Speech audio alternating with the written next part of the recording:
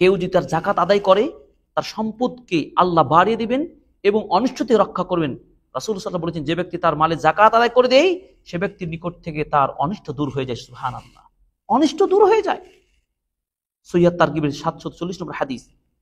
জাকাত আদায় করলে 5 নম্বর আপনার সম্পদের বারাকা আসবে এবং মালের বৃদ্ধি পাবেন।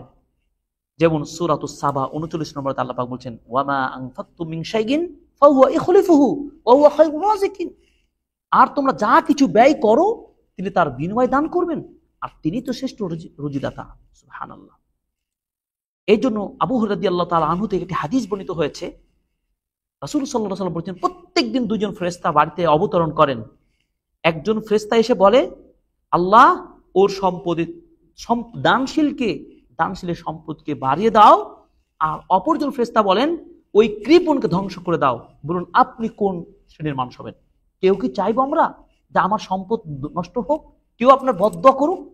আল্লাহু আকবার, সাবধান হয়ে যান। একটি হাদিস সহিহ বুখারী 1442 নম্বর হাদিস, সহিহ মুসলিম 1010 অর্থাৎ 1010 নম্বর হাদিস, চমৎকার। অতএব আপনার আয়ের একটা অংশ আপনি যাকাত এবং সাদাকা করবেন। একটা হচ্ছে বাৎসরিক যেটি সম্পদ থেকে ব্যয় করবেন সেটা যাকাত, এবং প্রত্যেক দিনের আপনি যতটুকু পারবেন আপনার জীবিকা থেকে অসহায়দেরকে দিবেন এবং আপনি দান খেরাত করবেন এবং সাদাকা করবেন এবং ভালো ভালো কাজে প্রকল্প আপনি আত্মনিয়োগ করবেন।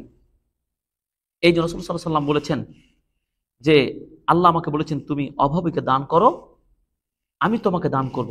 অর্থাৎ আনফিক উনফিক আলাইক, তুমি যদি খরচ করো আল্লাহ তোমার প্রতি খরচ করবেন। সুবহানাল্লাহ।